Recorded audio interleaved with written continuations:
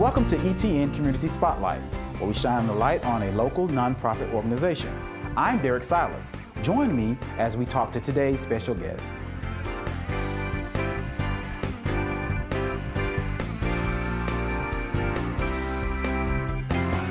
Tell me about the history, purpose, and mission of Hedges Regional Speech and Hearing. Hedges Speech and Hearing Center is a great place.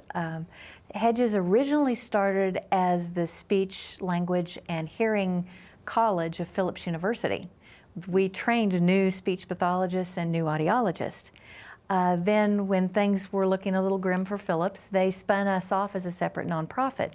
So we still have some of the educational aspect anymore. We're very open when students in the field want to come out and do observation.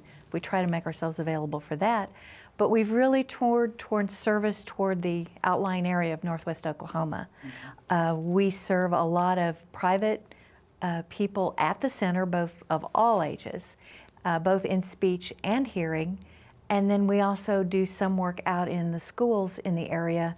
They'll hire us and we'll put like 2 or 3 little schools together to make a full-time position. And then they work for us and be in the center. Then they'll also go out a day in one of the outlying schools. So we're still very involved with education in what we do, but our main focus is out toward providing therapy and evaluation. Okay, great. So what is your role in the organization? Well, I think I mentioned earlier, I'm like executive director, but that frequently just means chief gopher. I empty the trash if our maintenance guy doesn't show up. So there's the non-glorious part of it. The really cool part of what I do is try to put together informational pieces like this. Ask people, can we come talk? Our audiologist is great with people. She loves to talk and tell her story. What's going on with Hedges, the new things that are out in hearing conservation. Since we are a nonprofit, we're very concerned with not only selling hearing aids and doing hearing evaluations, but very concerned with conservation of hearing. Because regardless of what you get to help your hearing at any point in your life, if you've had hearing problems, it's never going to be as good as what you were given and you were blessed with at youth, unless you were one of those who didn't have great hearing when they were little. So we try to convince people to use hearing protection, wear ear plugs and earmuffs when they work or any of that kind of thing. It's very important to do that. And I, who am a user of power tools, didn't always do that, and I'll confess I sometimes don't myself now, but I get told about it when I don't now. So Hedges is a great place. You would think with speech, we see mostly children, and that's true for us. We provide a lot of speech therapy one-on-one in the center, and with a 30-minute session where you work on whatever the child has an issue with. Because the schools provide speech therapy, we tend to get the 2 ends of the spectrum. We get the kids who need just a little bit of push on a couple of sounds to get really focused on that and help their parents with homework that they can get better. Or the kids that get speech in school and then also get speech at Hedges, and it might be a long road for them to keep working on speech and getting understood. So mostly speech for children for us, although that is a field with geriatric patients. The hospitals locally do a good job with accident or illness with speech therapy in that realm. So we aim for the one that's not hit as much, and it's maybe the little warmer and fuzzier one for a lot of the speech pathologists. In the hearing side of it, surprisingly, you would think it's all older people, but it's not. Our hearing clientele is basically in thirds. 21 and under, 21 to 61, and then 61 and older. Granted, the 61 and older is the bigger third by a bit, but there are also children who have issues with hearing who get hearing aids. I think the youngest one we've put hearing aids on recently is 3 years old. For a lot of children, it's no different than you need glasses. for them, they don't see that it's a problem. It's like, oh gosh, I can all of a sudden hear. When I got my glasses, I didn't realize that trees were not just brown sticks with green blobs on top. They actually have individual leaves. That kind of discretion is what you'll get in hearing. They may have just heard the wah, wah, wah, wah, kind of like the Charlie Brown, what adults sound like in the cartoons and the videos, but they can actually hear what things are going on. And that's amazing. If you can find therapy and help for a child's hearing early enough, they can catch up with their age level and they don't lose anything. But the longer it is before you catch it, the harder it is for them to catch back up again because they can actually hear. The 21 to 61 crowd is one that you don't normally think of either. But in that crowd, we get people who just, okay, I won't say it's always wife referred, but not infrequently is it, my wife says I'm not hearing things, so we need to test my hearing. We get those.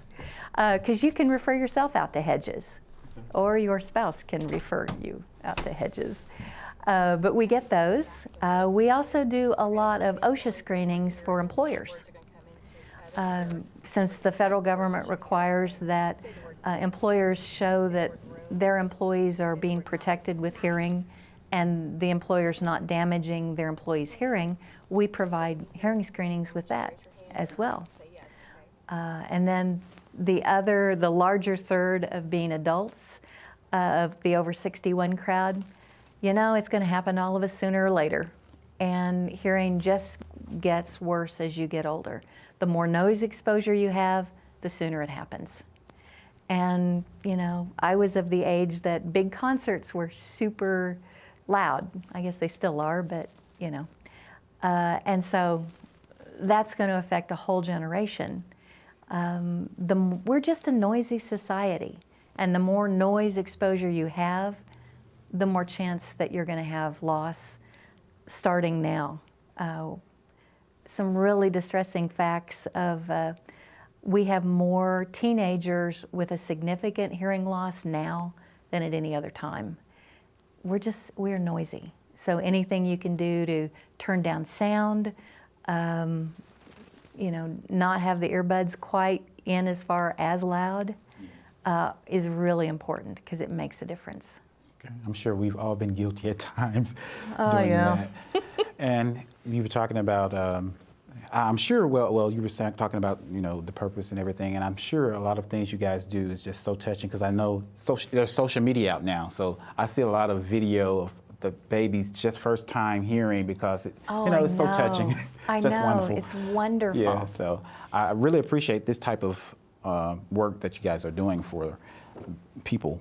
Now, the other services you offer in speech and hearing, I was reading your website, you have hearing aids, implants, and then you have a halo for iPhone. Can you talk about those? There are so many cool accessories anymore. Yes. If you have hearing aids, then you can have, so it will Bluetooth to your iPhone. Mm-hmm. You can Bluetooth to an additional microphone. So if you're working with someone and maybe it's a circumstance where you need to be further away from someone, so hearing is kind of a problem, you can have a small mic that goes directly into your hearing aids. And if you're driving on the road, you can Bluetooth it so you can hear your cell phone through your hearing aid and not have to take it off. A lot of those things. I had a friend who'd gotten hearing aids from us, and I was like going, come on, look at me, quit dorking around with your cell phone. And I was just about ready to give him like the conversation politeness thing. And he said, oh, Carmen, these hearing aids are great. I don't know if you've noticed or not, but while we've been talking, I've been increasing the volume of our conversation and decreasing all of the background noise so I can really hear what you're saying. And he said, as soon as you walk away and we're just in, with half a dozen other people, I'll pull the other sounds up.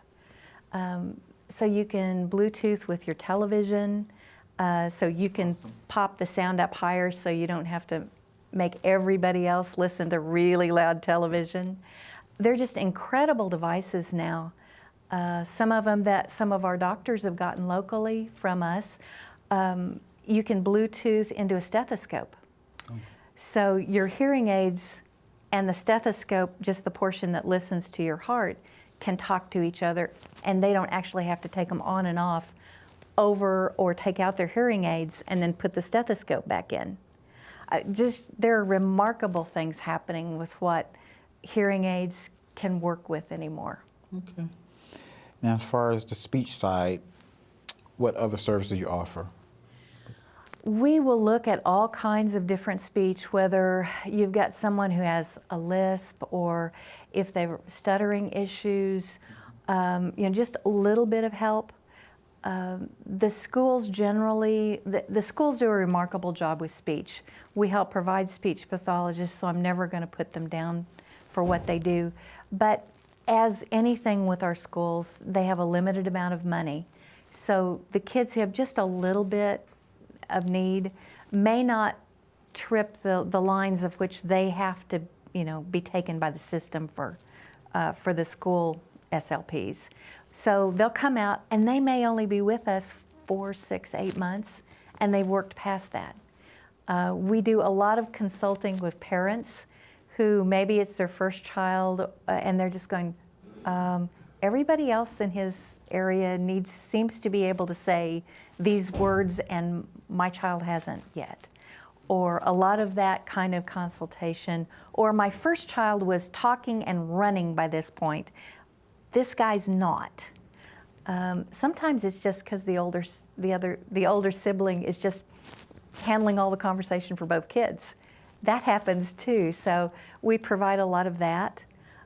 We've got a great connection with a speech pathologist locally who handles swallowing.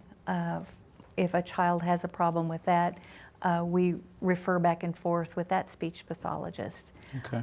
So there's a lot of different areas like that. Okay. Can you tell me quickly how you feel that the organization has impacted the Enid community? Every once in a while, I will run into someone who says, oh, my child, my nephew, went out to Hedges and helped with their speech. Or we have our current caseload, our files, if you just want to go numbers, we're up into 21,000. So out of, over the last 50 years, we've had over 21,000 people come out to Hedges. And some of them may be a one-time visit, that's all they need. Sometimes it might be for a while longer. I just really think there's no one better to serve for speech or for hearing issues than Hedges. Okay. So what is the best way to contact or contribute to the organization? Well, we are a United Way agency, so if you definitely give to United Way, you help Hedges out. What we do with the United Way money is help provide scholarship for our speech therapy children, help keep our fee schedule for everyone as low as we can. If someone wants to give money, I'm sure, as with any other nonprofit out there, we will be happy to take your money however you want to give it to us. We're in the phone book. You can always call us. I'm most generally at Hedges, or there's always our website to tell you a little bit of what we do, which is hedgesspeechandhearing.com. Okay. Very easy on that. But we will take referrals frequently from doctors, grandparents, a little bit of everybody. You don't have to have a referral from someone to come out and ask questions. And we provide a lot of services free. Obviously, some things like hearing aids and our speech therapy is not all free. Sometimes it's sliding scale. So you'll see all different kinds of people and different ages of people at Hedges. Well, I want to thank you for coming. Thank you very much. Thank you for all you do. Okay.